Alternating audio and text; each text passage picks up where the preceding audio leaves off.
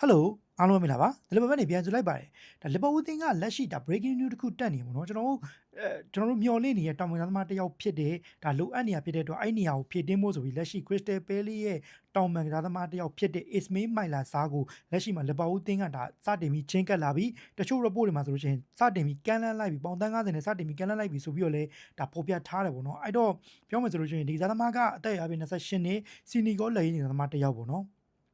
ဒီသမားရဲ့ skill ကတော့ဒါအားလုံးလဲဒါ Premier League ကြည့်နေတာဖြစ်တဲ့အတွက်ဒီသမားကတော်တော်လေးတော့ကောင်းပါတယ်မြန်လဲမြန်တယ်ဒါပြောမှဆိုလို့ရှိရင်သူ့ရဲ့Crystal Palace မှာဆိုလို့ရှိရင်လည်းသူနဲ့တူဒါတွဲစောတဲ့ player တွေကြောင့်လည်းပါသလို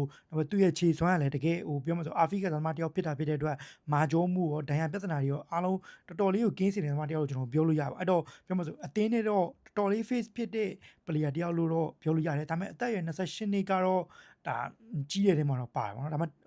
ကျွန်တော်လက်ရှိလီဗာပူးသင်းကဘယ်လိုပြောမလဲဆိုမိုဟမက်ဆာလက်နေရာကိုကျွန်တော်ဖြည့်တင်းမှုအတွက်ဆိုပြီးတော့လက်ရှိစဉ်းစားလာလိုက်တာမိုဟမက်ဆာလက်ပြီးတော့ကျွန်တော်ရန်တီယိုမန်တီကိုကျွန်တော်အစားထိုးဖို့လိုက်တယ်ရန်တီယိုမန်တီကျွန်တော်မရဘူးနောက်ပြီးတော့အမ်ဘာယိုလိုက်တယ်ကြီးများလို့ဆိုပြီးတော့ကျွန်တော်မရဘူးလက်ရှိကျွန်တော်မင်တက်ဆိုလို့ရှိရင်လည်းဒါအပြောင်းရွှေ့မဖြစ်တော့ဘူးလုံးဝဖြစ်တော့ဆိုရင်တရားဝဲလည်းပဲတင်းတော်တွေပေါ်ပတ်ထားဖြစ်တဲ့အတွက်ဒါမင်တက်ကလည်းမရောက်တော့အဲ့တော့မင်တက်အစားလက်ရှိ Ismail Maila Sarr တီကိုဖြစ်လာခဲ့ပြီဒါတော့ဂျားထဲမှာသတင်းတောက်တွေအများကြီးပေါ်ပြတဲ့Tier 2 Tier 3တွေပေါ်ပြတဲ့သတင်းတွေလည်းအများကြီးရှိခဲ့ဘူးလေအဲ့ဒါ Andrito ကအစအများကြီးပဲပေါ့နော်ဒါပေမဲ့လီဗာပူးသင်းကဈေးကွက်ကိုစောစီးမလှုပ်ရှားဘဲနဲ့လက်ရှိနောက်မှလှုပ်ရှားလာဖြစ်တဲ့အတွက်ဒါဖုတ်ဖို့မိတိုက်တွေဖြစ်နေရလို့ကျွန်တော်မြင်မိတယ်အဲ့တော့ပြောမှဆိုဒီကစားသမားကscale player ပဲဗျာအဲ့လိုပြဿနာတော့မရှိဘူးအသင်းတော်ဒါပြောမှဆို face ပေးနိုင်မယ်လို့ထင်တယ်ဒါပေမဲ့ပြဿနာရှိတာ Crystal Palace ကလက်ရှိဂါရာဆာရဲ့ကမ်းလှမ်းမှုတော့သူပယ်ချထားတယ်အဲ့တော့ပြောမှဆိုလို့ရှိရင်ကစားသမားတွေက personal တန်းမြပြဿနာမရှိဘူးဆိုပေမဲ့ Crystal Palace ကကျွန်တော်တို့ Mark Gui နဲ့ဖြစ်သွားတယ်လို့မျိုးပဲဖြစ်သွားနိုင်တဲ့အခြေအနေမှာရှိတယ်ပေါ့နော်ဘာလို့ဆိုတော့တချို့ report ထဲမှာဆိုလို့ရှိရင် Ismail Maila Sarr နေရာကိုအစားထိုးဖို့ဒါအဲ့လိုကစားသမားတယောက်မရဘူးဆိုရင် Crystal Palace ကမရောင်းဘူးဆိုပြီးတော့လေပေါ်ပြထားတယ်အဲ့တော့